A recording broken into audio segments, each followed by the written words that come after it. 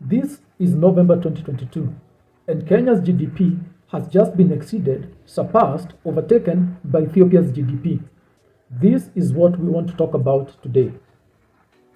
In numbers that have just been published, Ethiopia's GDP has been put at 111 billion US dollars, while Kenya's GDP remains stagnant at 110 billion US dollars. 10 years ago, Ethiopia's GDP was at 47 billion US dollars, and Kenya's GDP was at 69 billion US dollars.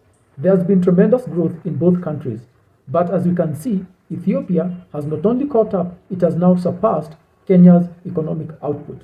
We want to talk about why this is happening. It has been estimated that over the next decade, Ethiopia's GDP will exceed Kenya's by up to 50%.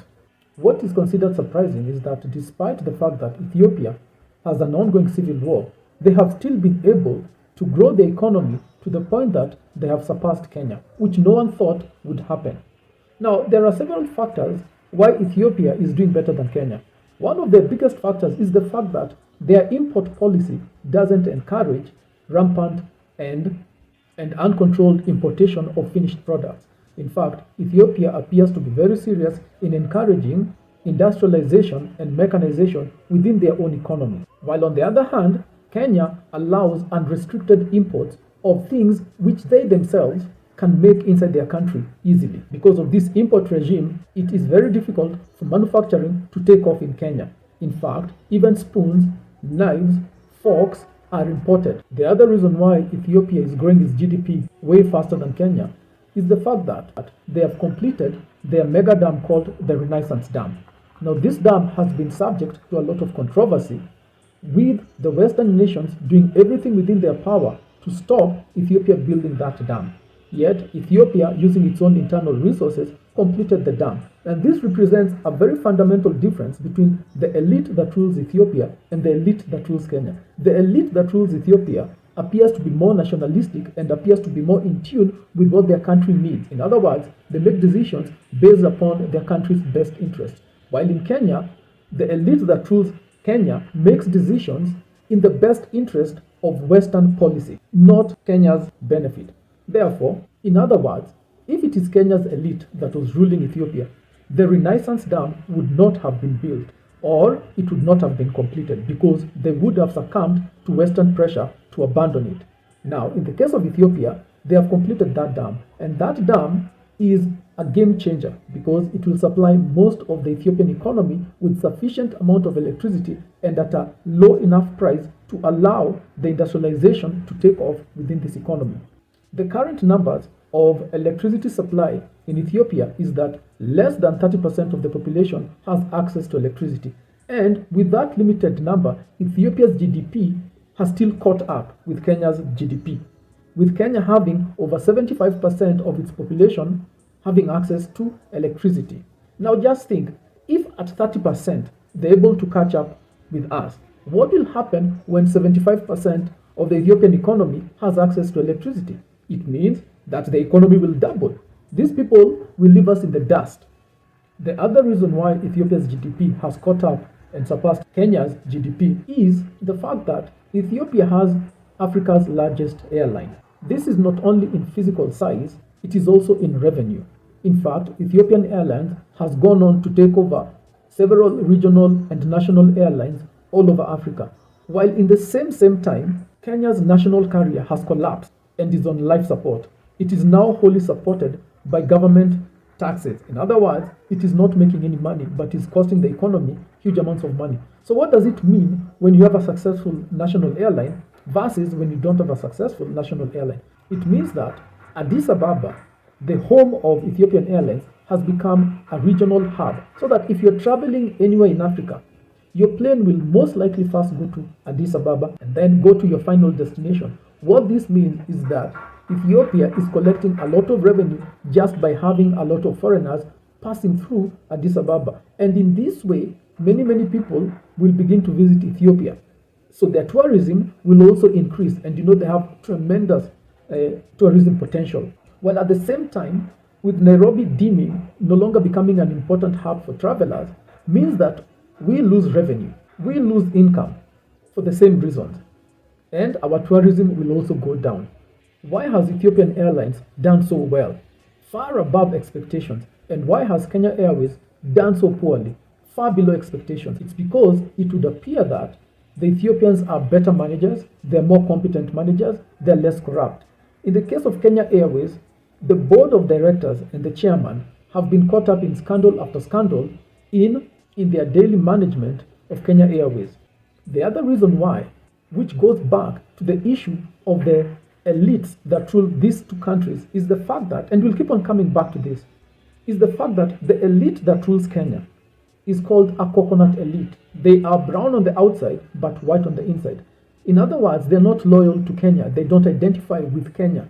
And for many years, treason has been the policy of successive governments in Kenya. In other words, the policies that they pursue would be considered treasonous in any other normal functioning country. But in Kenya, this kind of treason is the policy of the state. While in Ethiopia, it's the exact opposite. The elite that rules that country appears to be extremely patriotic and genuinely love their country. And the elite that rules Ethiopia speaks Ethiopian languages. Their children speak Ethiopian languages. The elite that rules Kenya speaks a European language. And their kids in their own houses speak European languages. So they really don't identify with Kenya. They're more comfortable in London and New York than in Nairobi. This does affect the management style of these two countries. So in the case of Kenya Airways, the decisions that the management, which belongs to the elite of Kenya, made sabotaged Kenya Airways. First of all, they entered into a very lopsided agreement with KLM. And anyone looking at that agreement could see that it was not a good agreement. But they still signed off on that agreement. Why? Because they always act in the best interest of foreigners. While in Ethiopia, the Ethiopian Airlines did not sign any such agreement with any European airline, and they have reaped the reward of better management practice. If you take their management practices and spread it throughout the economy, you do expect that the economy will grow better. Now, when you take the management practices of the elite that rules Kenya, which always acts in the best interest of foreigners, then we do expect that the economy will suffer overall over a longer period of time. Because every decision they make is not necessarily to the benefit of Kenya. For example, I give an example of the railway. The railway that was built from Mombasa to Nairobi was not being built for the benefit of Kenya. You have to understand this. The Chinese were financing that railway so that they can sell their goods into the interior of Kenya much more easily. It would have been in Kenya's best interest if that 300 billion shillings would have been invested in building a railway or a highway from Nairobi to Juba in order to encourage our exports to a third country. It is never in our interest to connect the coast with the interior because we are not a great exporting country. So the benefit goes to the importers, to the foreign manufacturers. So you could see that in making that decision, that the elite of Kenya made that decision to invest in a railway that is mostly useless, and even right now it is insolvent. Without government intervention, it would not be economically viable. It's basically a white elephant. You could see that the decision was not made for the benefit of Kenya. It was made for the benefit of the Chinese in this case, who were able to co-opt the elite that rules Kenya into making a decision that would not benefit Kenya in the long term, but would benefit China in the long term and medium term. And that is exactly what has happened. I don't think that the elite that rules Ethiopia would have accepted to have such a railway constructed at such a price. So at the same time that Kenya was building that white elephant that is called the Nairobi Mombasa Railway, they call it SGR, at the same time the elite that rules Ethiopia was building a mega dam that would benefit them. Do you see the difference? One group makes decisions for the benefit of their country. The other group makes decisions for the benefit of foreign countries, because it's very easy to co-opt the elite of Kenya because they're very corrupt. And so it's very easy for anyone to bribe them to make a very, very bad decision for the entire nation. Now, the other country that is catching up with Kenya is Uganda. Now, many Kenyans dismiss and mock Uganda because they say that its economy is very small compared with Kenya's economy. But what they don't seem to understand is that when you look at the long-term economic factors affecting both Kenya and Uganda, you'll see that Uganda is in a better position to grow than Kenya is. So I expect that over the next 10 years, Uganda will more or less catch up in terms of GDP to Kenya. Now, this is because of one huge game changing reason. Uganda is exploiting its vast oil resources. Now, any country that discovers oil, especially in sufficient amounts, normally tends to do way better than countries that don't have oil. A good case in point is Nigeria. Nigeria has emerged to be the largest economy in Africa, exceeding both Egypt and South Africa. Why? Because Nigeria has huge oil and gas reserves. The other large economy in Africa is Algeria. Why? Because Algeria has vast oil and gas reserves.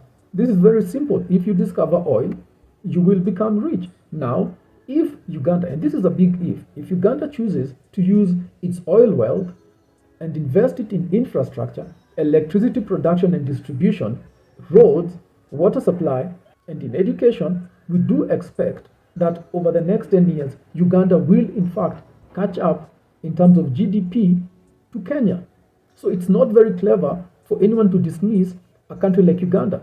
And the thing is this is the ironical thing about all these stories, that Kenya also discovered oil, but the amount of reserves found in Kenya were not as huge as the reserves of oil that have been discovered in Uganda. But there's a fundamental difference again in governance, because in Uganda, they were given instructions by the West, specifically through a letter from the European Union.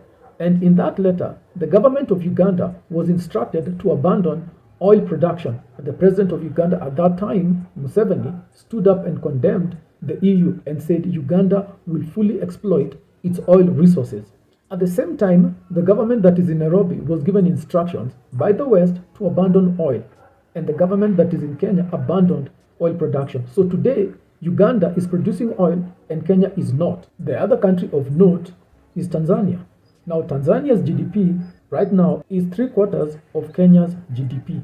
Many Kenyans are dismissive of Tanzania, not understanding that Tanzania is quickly catching up to Kenya.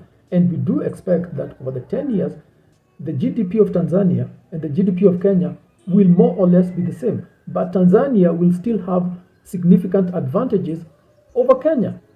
One of the advantages they have is that their elite appears to be less corrupt than Kenya's elite. Second, Tanzania is collaborating very closely with both Mozambique and Uganda in terms of production and export of oil and gas. And Tanzania will reap the benefits over a longer period of time from this collaboration with Uganda.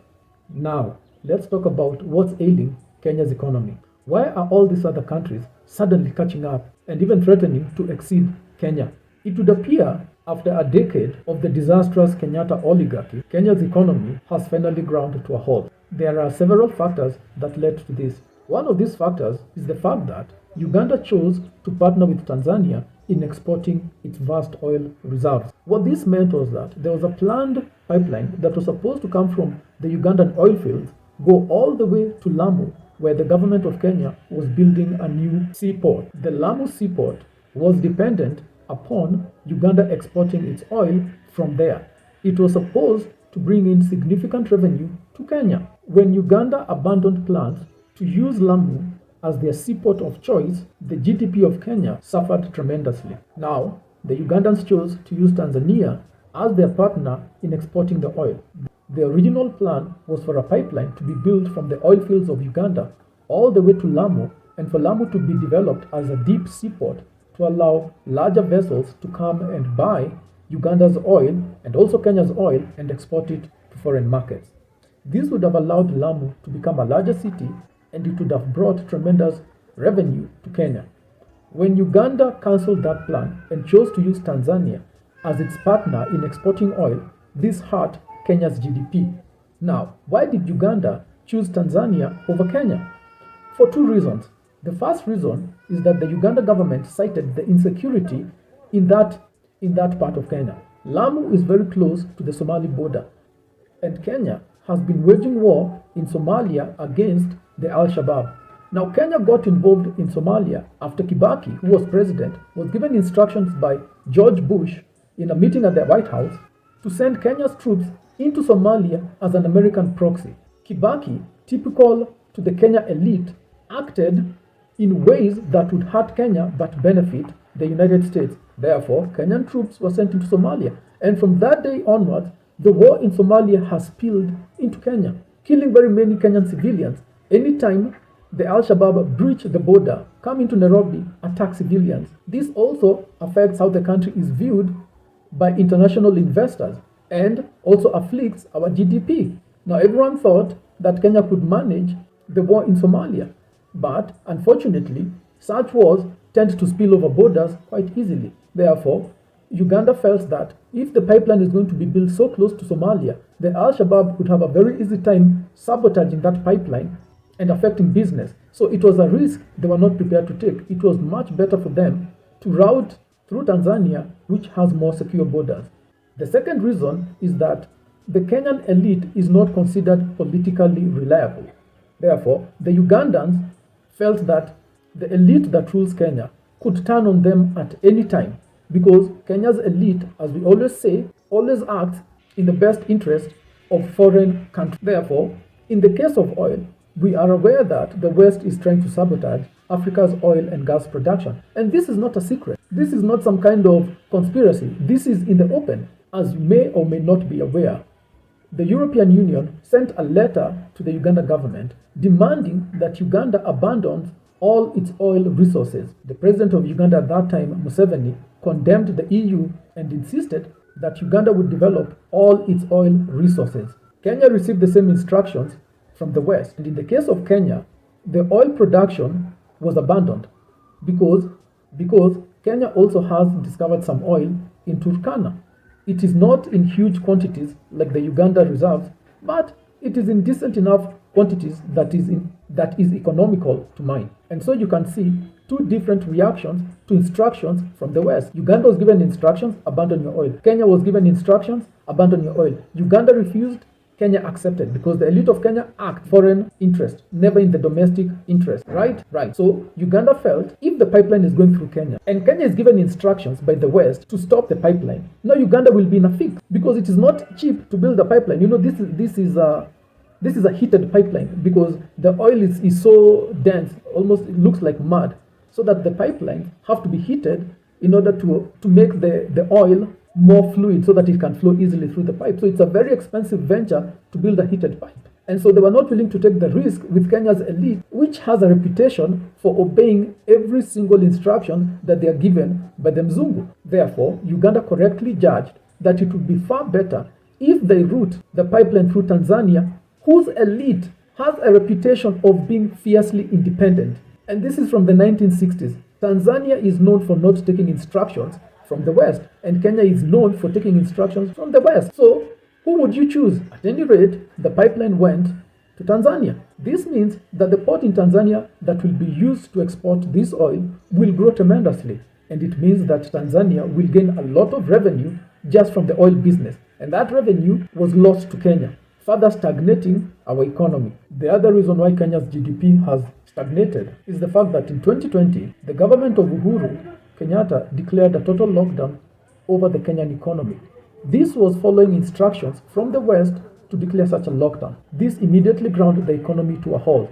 The economy hasn't recovered yet from such a shock. It was not in Kenya's interest to declare such a lockdown. In fact, it was against our best interest. And more people suffered from the economic effects of lockdown than suffered from the corona intelligence operation. At the same time, Tanzania and Ethiopia did not lock down. Economic activity continued as normal because they are not as beholden to the West as the elite of Kenya is. And now, 2 years later, we can see the effect. Their economies are doing much better than Kenya's economy, which is struggling to dig itself out of the hole. Therefore, while Kenya was held back, I want you to look at this as two fighters in a boxing ring. So Kenya's economy was like a boxer with his hands tied on his back, and Ethiopia's economy is like a boxer whose hands are still free. So the corona lockdown that the elite of Kenya enforced was exactly like that boxer whose hands were tied behind his back. Well, at the same time, the Ethiopian economy could operate freely. Therefore, who do you think would win? Obviously, right now we can see Ethiopia caught up. Over those 2 years, they caught up with Kenya's economy and have now exceeded us. We used to be the largest economy in East Africa. Now we are not. Ethiopia is the largest. The other problem Kenya's economy is suffering from is extremely high inflation. This inflation is mostly driven by the cost of fuel, the cost of transport. This affects the cost of goods, so that when the price of fuel goes up, the price of goods also go up, and this erodes the people's incomes. So over the last 2 years, we have seen the actual income of Kenyans dropping by more than 30%. While at the same time, in Ethiopia, this hasn't happened. One of the things that they're doing that we are not doing is called the import regime. The import regime in Kenya is to allow everything in as fast as possible. There are virtually no import controls in Kenya. If a company in Kenya is manufacturing products, people are allowed to import the same products to compete with the company that is manufacturing in Kenya. And many times the local company collapses because it cannot compete with the imported goods. In the case of Ethiopia, their import regime is much more restrictive, and this helps protect the domestic producers who do not have to fight import dumping by much larger economies, which means it keeps more wealth within Ethiopia and it keeps more people wealthy in Ethiopia. While in the case of Kenya, the little foreign income that we get is normally wasted by buying products that can be easily be manufactured within Kenya.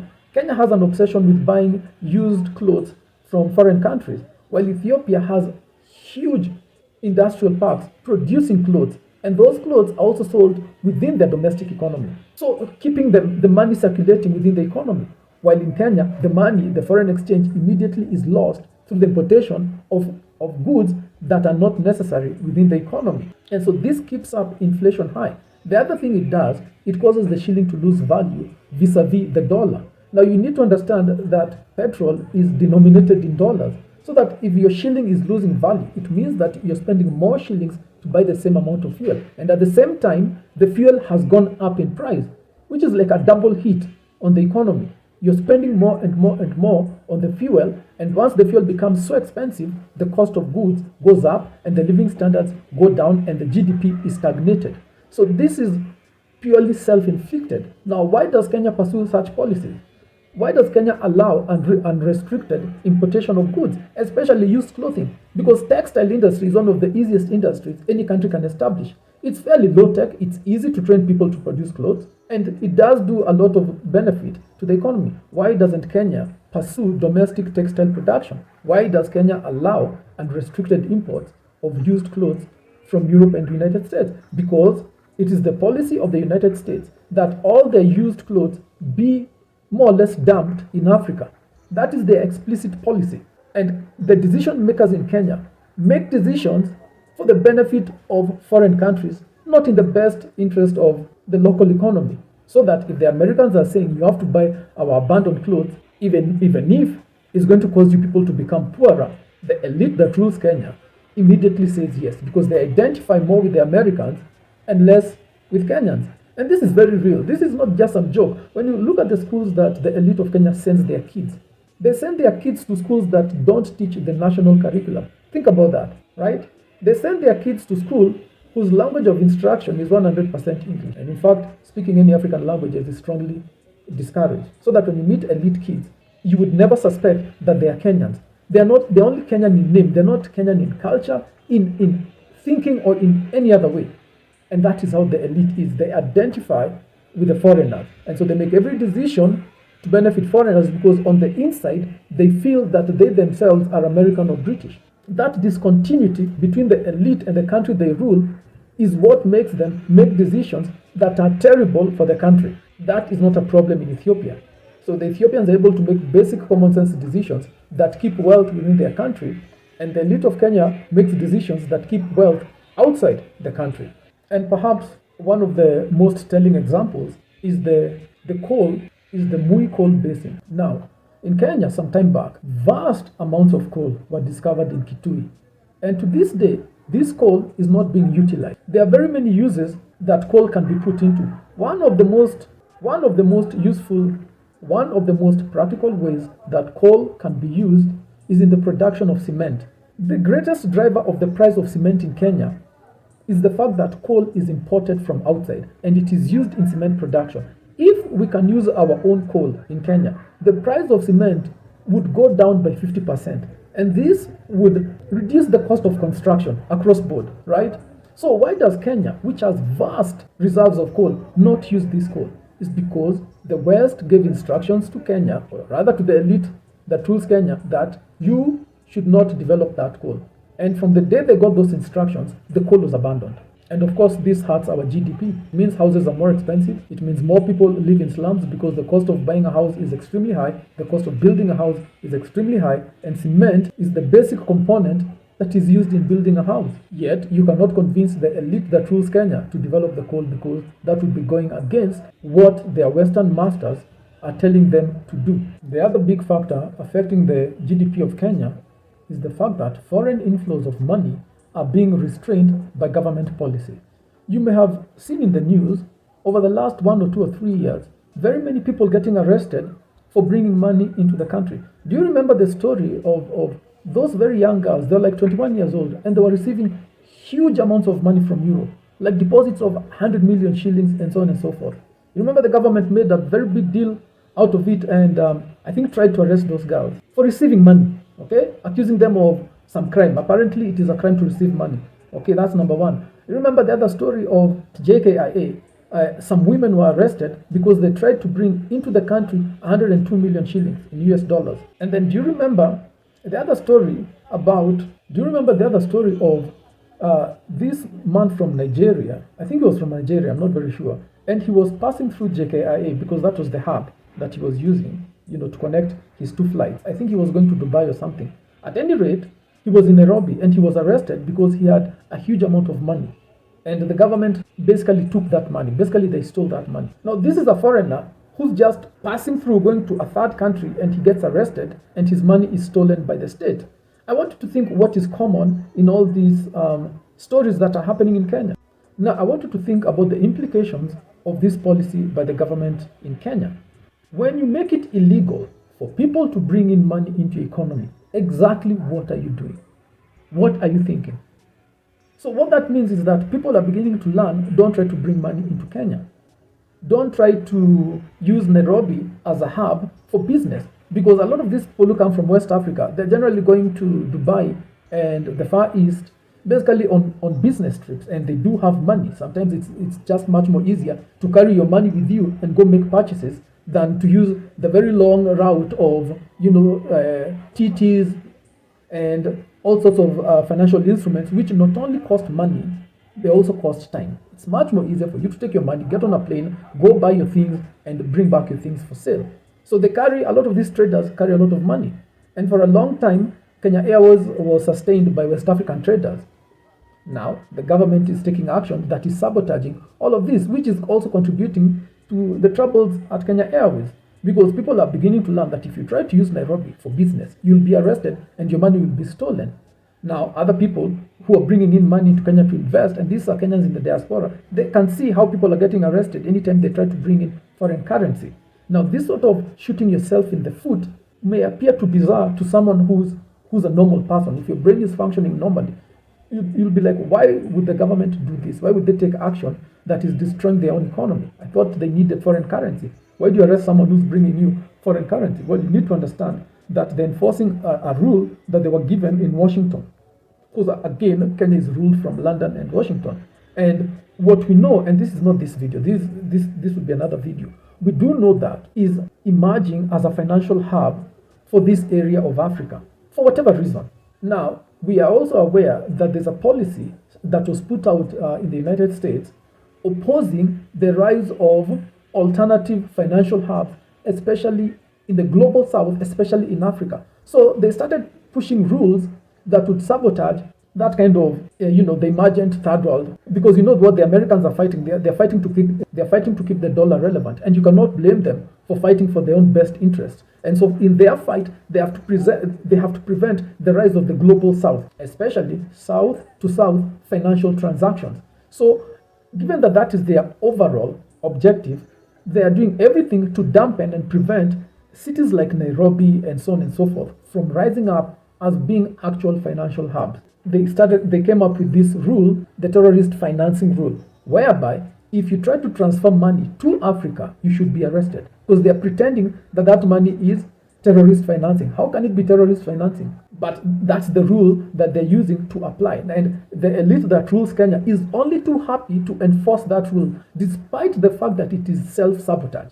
So people are avoiding Kenya. Business people are avoiding Kenya. You're better off using Addis to go where you need to go than to try and risk coming to Nairobi and get arrested with foreign currency, being accused that you're being a terrorist. Yet you're just a businessman going over to China to do transactions. And so as the government does everything to sabotage the movement of currency within and without Kenya, this is also affecting the GDP. In fact, in Kenya, there's a rule that says if you try to transfer over $10,000 in your own bank account, you're supposed to fill in a questionnaire to say where you got that money and where the money is going. Now, that may appear to be fairly simple, but when you're running a business and for every $10,000 you're moving, you have to fill out this form, it really does disrupt the business because they hold on to that money the bank, longer than they're supposed to, so that your transactions are slower, the movement of money is slower, and it is costing you money every single time they put in these delays in the movement of money. So it is not in Kenya's interest for that rule to be applied at $10,000. It should be at $100,000. And what you need to understand is that a financial hub like Dubai developed precisely because the government that rules Dubai allowed easy financial movement of money. Not too many questions are asked, and you can almost never get arrested for bringing money into the country. So the Dubai economy, which is just a city, has an economy of $300 billion. One city, there is $300 billion just sloshing around. How did they end up having so much money in the desert? By having proactive economic policies. But the economic policies that govern Kenya come from London and Washington. And it is not in the interest of London and Washington for Kenya to develop. And so when the government enforces these foreign rules, they do sabotage us. So our GDP keeps on stagnating while the rest of the countries keep on catching up and overtaking us. The other factor that is affecting the growth of our GDP or causing its stagnation is the fact that over 70% of the domestic economy of Kenya is controlled by non-Kenyans. Almost every large corporation in Kenya is owned by foreigners. For example, Safaricom, Kenya Breweries. Both of these are controlled by the British. And most people think of these companies as local companies. No, these are British-owned companies.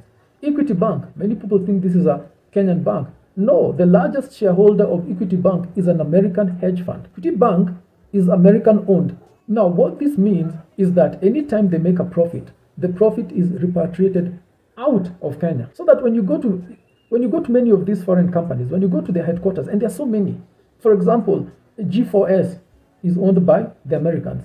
Unilever is owned by the British. BAT is owned by the Americans. And I want you to do this. Go to the headquarters in Nairobi. Go look at how the headquarters look. They look like abandoned buildings.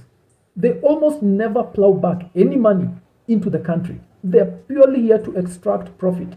Go to Unilever. They won't even cut grass on their gate. Go to BAT. Look at the way the place looks. Go to G4S. Look at the desks that their people use. I'm telling you, just go look at the facilities. They refuse. Go to Kenya Breweries, which is owned by Diageo.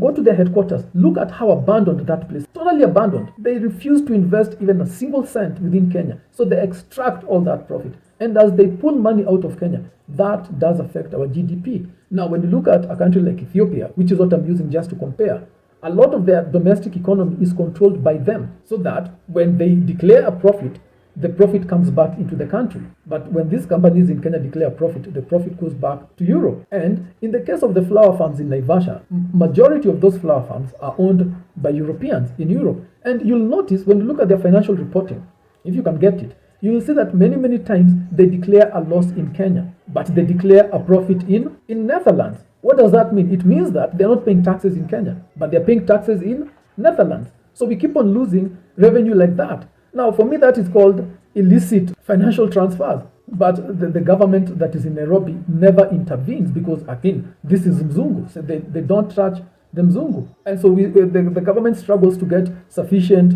revenues while these companies play all these sort of tricks. Now, when you look at these large companies that are owned from Europe, the other way they're able to extract money, there are very many ways of pulling money from a country. One of the better known ways is called transfer pricing. That simply means that the headquarters of these companies is also trading with the Kenyan branch, right? For example, using the example of Guinness, the beer, it's wholly manufactured in Europe. It's not made in Kenya, it's made in Europe. So the Kenyan subsidiary is trading with the European headquarters. So transfer pricing simply means that they charge the Kenyan subsidiary more than the value of the product. So that if one, for example, liter of Guinness, let's say it's $3, for example, they will charge the Kenyan subsidiary $10. So we are buying the Guinness at a higher price than what it is. And the difference is in value is the money that has been extracted as excess profit. So that when they declare their profit and loss statement in Kenya, they will show much diminished revenue, right? Which means they will pay much lower taxes, if they pay taxes at all. Because what you need to remember a few years ago, the parliament in Kenya passed a law exempting all British companies from paying taxes in Kenya. You remember that? So that all these British companies, they don't even need to do all these tricks of transfer pricing because they are tax exempt for the next quarter century. Now, why would you pass a law exempting all these large companies from paying taxes, yet you are starved of revenue? So the government has raised a lot of taxes for Kenyans. You know that if you buy a token of electricity, 60% is tax. You're only getting electricity worth 40% of what you're paying. Why is the tax so high? And this is tax on many poor people, right? Most of you are not rich. The taxes are so high because the Mzungu doesn't pay taxes. They passed a law, like I said, exempting them from paying taxes. You did not complain. I don't remember you demonstrating. You are more than happy to exempt the Mzungu from paying taxes, right? But now you have to make up for that shortfall with your own income. Now, as the taxation rate goes up, this is in any economy. What does that mean? It means that economic output goes down because people become much more poorer. And what is the government using these taxes for? Are they using the money to develop the country? No. They're using the money to pay back loans for projects that were not viable to start with. So it is a totally lose-lose-lose situation. A lot of your taxes are going to pay back for the train, which was not viable from day one. A lot of your revenues are going to pay for the revenue shortfalls because the government has refused to develop the oil resources that we have in the country. So we have dug ourselves into a very deep ditch to keep the Mzungu happy. Every single policy that is creating the economic crisis in Kenya is meant to keep the West happy. So we continue to grow poor, but the master is happy. Ethiopia doesn't have that same problem of making decisions to keep foreigners happy. And so the GDP is able to go up, and our GDP has stagnated and is in fact going back down. Poverty levels are going up in Kenya. More and more people are becoming poorer. More and more people are begging for food. The crime rate is up. Therefore, in conclusion, with the incoming government of Kenya that was elected in August of 2022, we do not expect a significant change in the policies that have been pursued because it is the same elite that is in charge of Kenya, and they will continue to follow instructions from the West.